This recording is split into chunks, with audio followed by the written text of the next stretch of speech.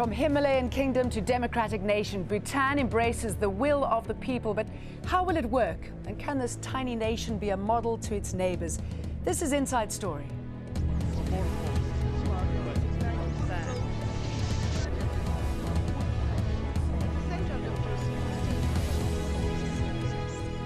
Hello, I'm Jane Dutton. Bhutan has become the world's newest democracy. The king stepped down in December 2006. A constitution was drafted, and then this week, Bhutan's people came out to vote in their thousands. In fact, according to EU observers, a whopping 80% of the population turned out to vote in a constitution and so paved the way for democracy. In many ways, the country is a success story. Its GDP growth is one of the most aggressive in Asia, but Bhutan's cultivated its own particular vision, not one based on money or industry. It's called the Gross National Happiness Index. And in an exclusive interview with Al Jazeera, Bhutan's ex-premier Linpo Nerup explained the formula. The concept of gross national happiness was initiated by His Majesty in the 80s, when he said that he gave much more importance to gross national happiness than gross domestic product. So started this unique philosophy called gross national happiness, which has become an overarching development philosophy and policy of the government. And we hope to strive towards it by trying to work every step of the way to try to make our citizens happy. And happiness is something that everybody wishes for, don't you? There may be plenty of reasons to be cheerful, but the new government's not in total control. The king will still play a central role in the country's politics, making some wonder what exactly will change. But Bhutan's placed high in the Himalayas, mostly cut off from the rest of Asia, and that brings its own issues. It still has little internet connection, and the country began receiving television broadcasts only in 1999. It remains one of the most isolated and least developed nations in the world. For its part, the government regulates foreign influences heavily in order to preserve Bhutan's traditional culture. Like its Buddhist neighbour Tibet, it opted for isolation, and a barter economy dominated the early 20th century.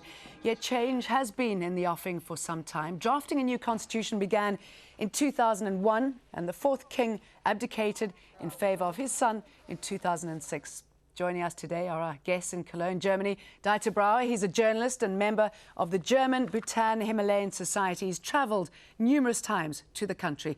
In Birmingham, Hari Suba, he's the development officer of the Refugee Action. And in London, Surya Subedi, professor of international law and chairman of the Britain-Nepal Academic Council. Mr. Brauer, the king hasn't gone bonkers. There's no war. The peasants aren't revolting. What is behind this move to democracy?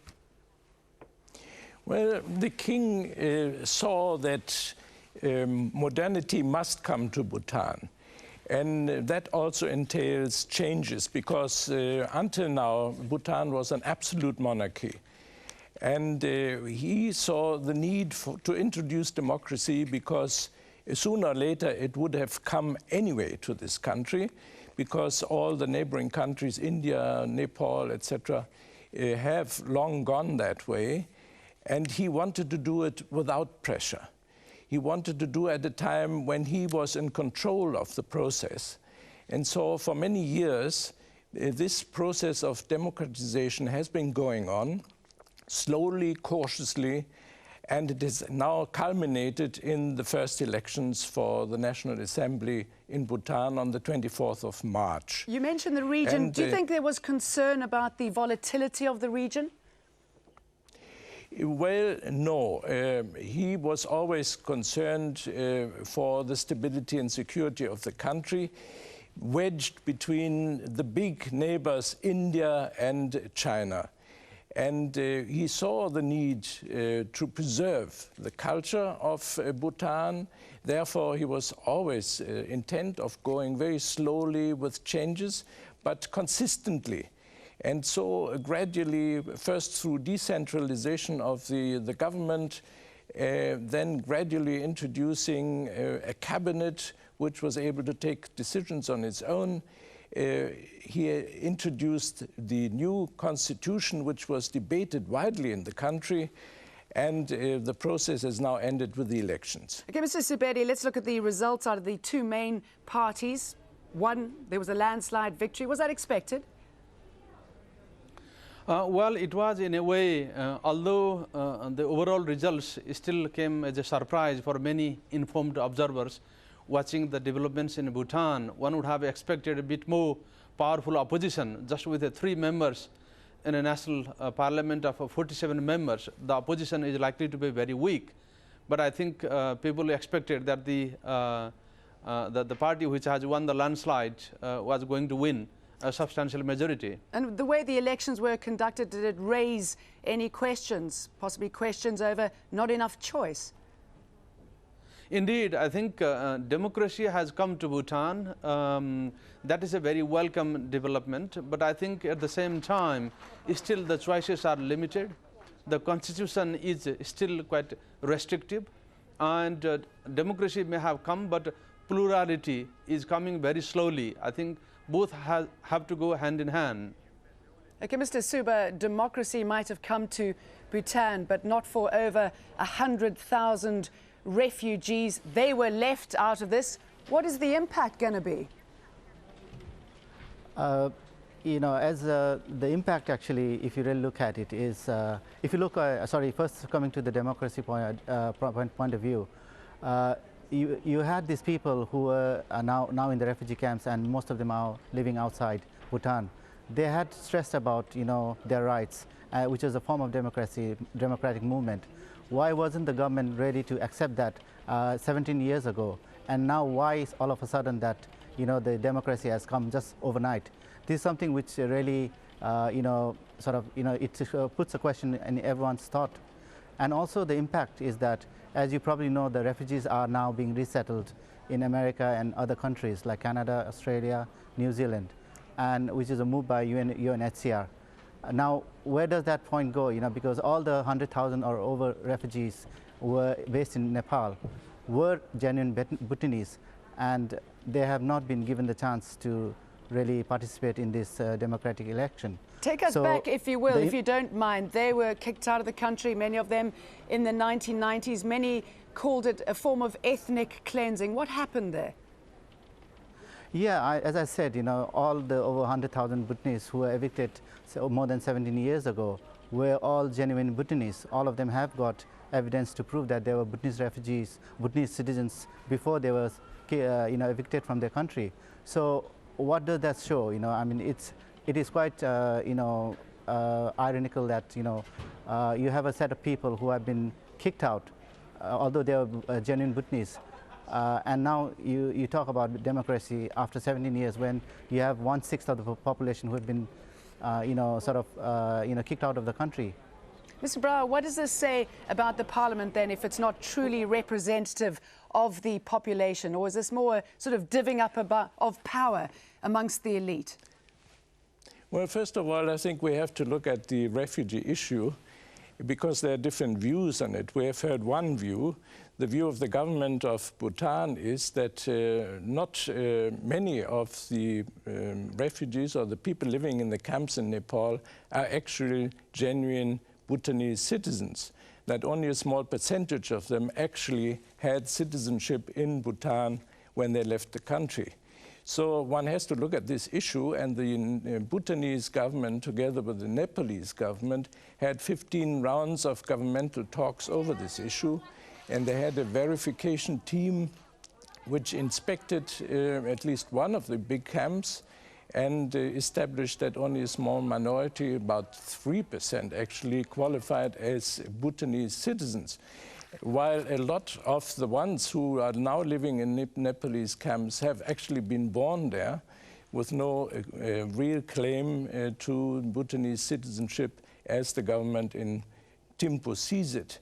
So one cannot say that 100,000 people have been left out of the democratic process. One should also add that among the 47 deputies which have now been elected to the National Assembly, 9 of them are actually of Nepalese descent. They are called Lhotshampas in Bhutan, and they speak Nepalese. and represent the minority in Bhutan. So one cannot say that this minority is not represented in parliament. Okay, Mr. Subedi, let's talk more about the Nepalese and Nepal as a country which is also heading to the polls. Will they be looking to Bhutan to learn lessons from this exercise? Yes, in a way, because the elections in Bhutan have been conducted by and large in a free and a fair manner, peaceful manner. In Nepal, as we speak, there is still incidents of violence taking place within the country. So what Nepal needs to learn from Bhutan is that how to conduct the elections in a very peaceful manner so that people are able to exercise their free will without any fear. But at the same time, Nepal's democracy is a much more advanced one. Bhutan's democracy is still a guided one. The king still exercises huge influence. Actually, the cabinet is still responsible to both parliament and the king. So the model of democracy that Bhutan has adopted, I would call it some sort of a guided democracy, not a full democracy. But on the other hand, Nepal's does it tick all the boxes at this stage of a new democratic state? Yes, indeed. But again, if you are experimenting with democracy in the 21st century, perhaps you could have gone the full length, traveled the extra mile, rather than having this very cautious approach and excluding a sizable number of people, whether they happen to be in the refugee camps in Nepal or elsewhere. Some sort of compromise could have been found, some sort of accommodation could have been found, and these refugees, those, not all of them may be genuine refugees, but those which are genuine ones should have been allowed back into the country and allowed to participate in this democratic process, which is not the case at the moment in Bhutan. But in Nepal, the democratic system has been all-inclusive. People from all walks of life have been participating in the elections. The candidates for the Constituent Assembly, 601 of them will be elected. It's a very different story altogether. Mr. Subedi, I see that you're agreeing there. I mean, this is an issue that obviously needs to be corrected as soon as possible. There's a real worry about further insurgent attacks, some of them blamed in bombings and run-up to these elections. Yeah, I mean, you know, because I mean, the very fact that people have been left in a limbo for over 17 years, and they have been exercising their right to go back to their country. When things don't progress, as has happened in the 15 or 16 rounds of talks, and also the verification which has taken place, there comes a time where people are frustrated and they resort to those sort of means, where the militancy has come in now because of the delayed tactics adopted by the government of Bhutan.